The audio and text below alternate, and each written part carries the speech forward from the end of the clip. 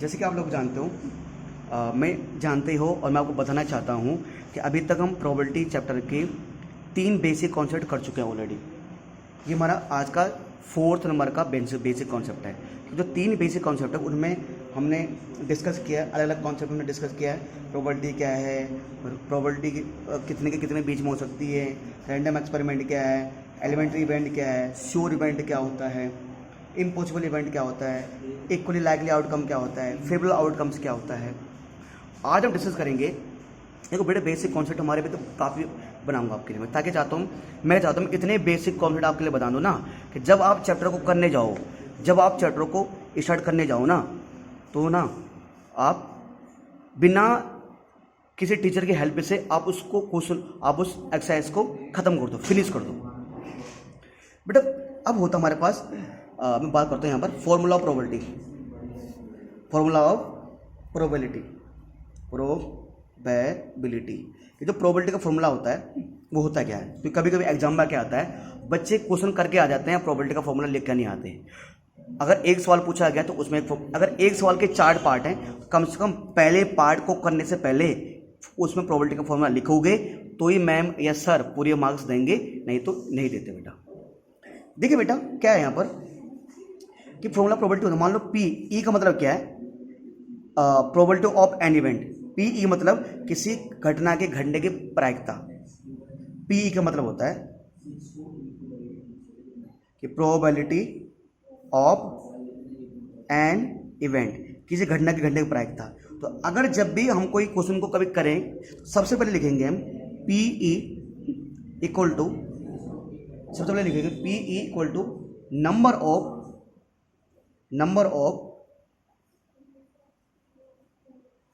Of favourable outcome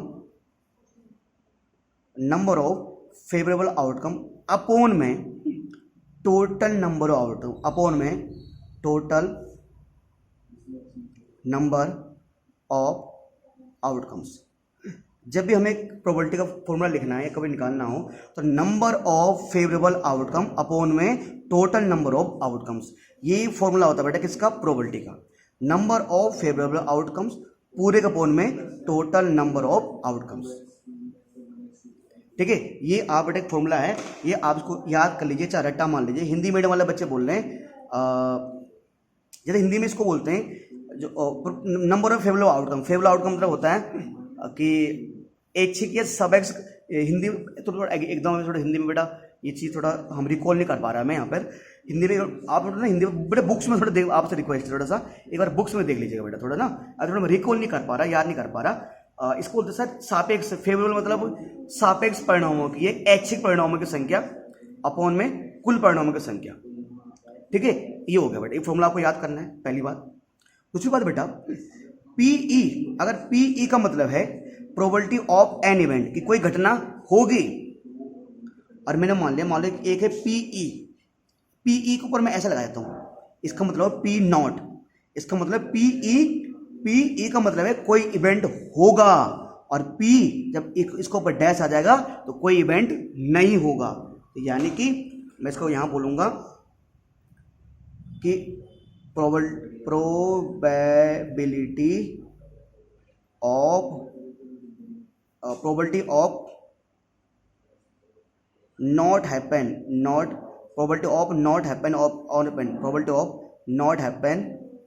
of an event, मतलब कोई घटना नहीं घटेगी। किसी घटना की प्रोबेबिलिटी मान लो पीई है, तो उसका नॉट वाले की प्रोबेबिलिटी क्या होगा ना, पीई को बोलते हैं नॉट।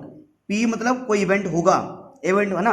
पीई मतलब कोई घटना घटेगी, और पी नॉट ई मतलब कोई घटना नहीं घटेगी।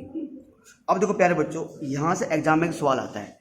एग्जाम में क्वेश्चन आपको कैसे पूछा जाता है, देखो एग्जाम को बोलो आपका आता है जैसे कि पीई ये कहा जाता है PE plus P naught E, PE plus P naught E equal to में 1, ये फॉर्मूला आता है। और कभी कभी पूछा जाता है इक्वल टू में 4 ऑप्शन दे देगा, और कभी यहाँ ग्रेटर देन का साइन, कभी लेस देन का साइन, कभी इक्वल टू का साइन, कभी बराबर 0 दे देगा, नॉट इक्वल, तो बोलेगा इनमें से एक सही आंसर चुनो। तो इसका मतलब होता है, मैं अगर समझाऊं कि कोई इवेंट, हिंदी में पहले समझाता हूं, पी का मतलब है कोई इवेंट घटेगा प्लस कोई इवेंट नहीं घटेगा, कोई घटना घटेगी प्लस कोई घटना ना घटेगी, दोनों की संभावना एक आती है। यानी P मतलब कोई इवेंट होगा, अब P नॉट E मतलब इसका मतलब कोई इवेंट नहीं होगा, इक्वल टू में सम, इनका दोनों का सम 1 आता है। जैसे कि बेटा आपको अगर बोला जाए, अच्छा एक सवाल ये पता कैसा आता है, जैसे मान के चलो आपको बोला जाए जैसे कि मैच जीतने की प्रोबेबिलिटी, अगर हम मैच जीत रहे हैं P विन, मान लो अगर हमने क्रिकेट मैच खेला और जो मैच जीतने की प्रोबेबिलिटी अगर 0.75 है, अगर मैच जीतने की प्रोबेबिलिटी 0.75 है तो हमें एग्जाम में वो बोल देता है कि हम मैच नहीं जीतेंगे। नॉट विन, तो मैच नहीं जीतने की प्रोबेबिलिटी क्या होगी। अब बच्चे घूम जाते हैं, बच्चे बोलते क्या हो गया। भाई प्यारे बच्चों, आप यहां देखो P विन मैच जीतेगा, प्रोबेबिलिटी 0.75 आएगी। अब मैच नहीं जीतेगा, इस मैच नहीं जीतेगा, मैं इसको ऐसे भी तो बोल सकता हूं। चलो हाँ, चलो ठीक है ये सही है, फिलहाल ये ओके सही है। मैच जीतने की प्रोबेबिलिटी 0.75, नहीं जीतने की प्रोबेबिलिटी बतानी है, ठीक है।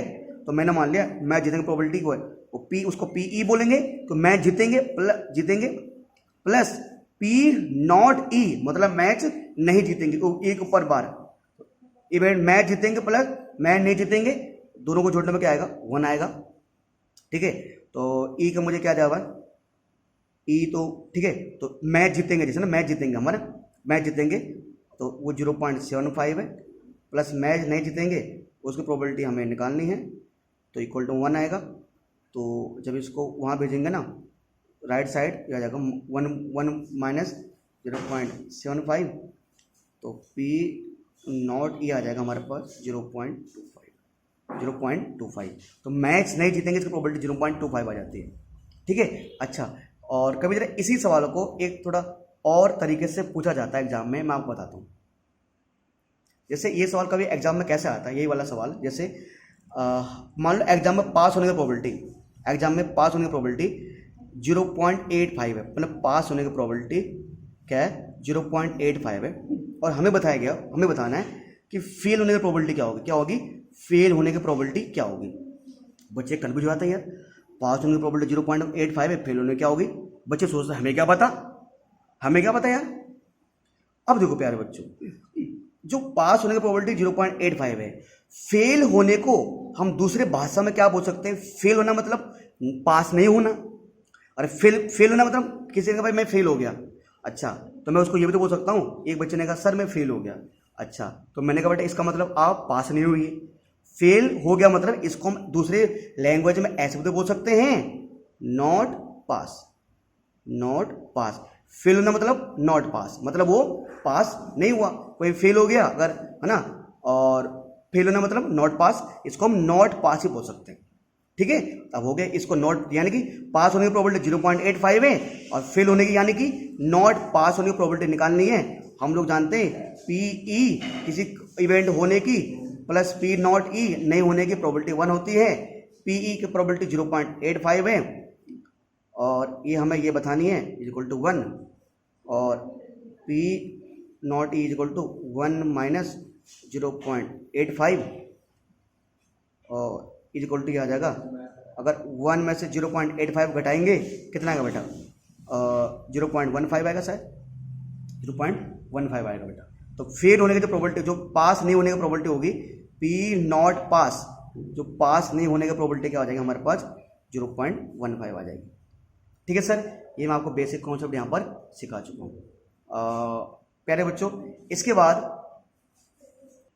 इसके बाद जब बात करेंगे जैसे कि कोई इवेंट है, ठीक है, क्या बात करेंगे, जैसे कि मान लो हमारे पास कोई भी इवेंट है, तो जैसे फॉर एग्जांपल के लिए एक बैग था, उसमें कुछ बॉल्स है, जैसे 2 ग्रीन बॉल है, 2 रेड बॉल है और 3 ब्लू बॉल है, ठीक है।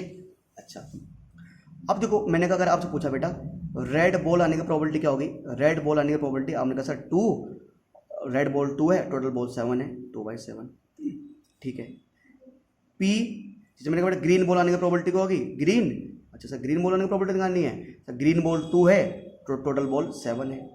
मैंने कहा बेटा आपसे P ब्लैक मतलब ब्लू जो भी है, ब्लू बॉल आने की प्रोबेबिलिटी क्या है, सर ब्लू बॉल है 3, टोटल बॉल है 7, ठीक है।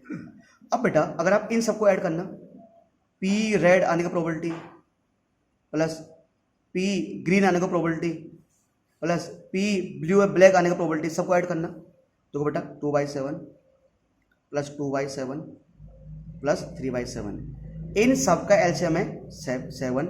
ऊपर क्या है मेरे पास 2 + 2 + 3, 2 + 2 4 + 3 7, 7/7 काटने में क्या आया 1 आया।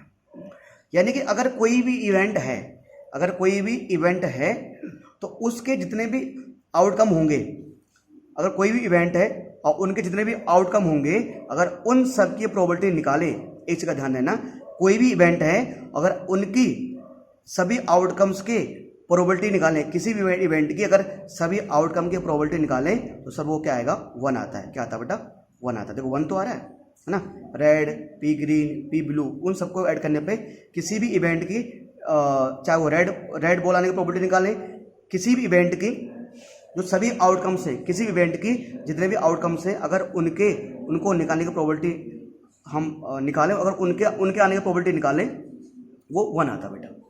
ठीक है। अच्छा तो बेटे हमारे बेसिक कॉन्सेप्ट नंबर हमारा है 4 आपके सामने हमने प्रस्तुत किया था।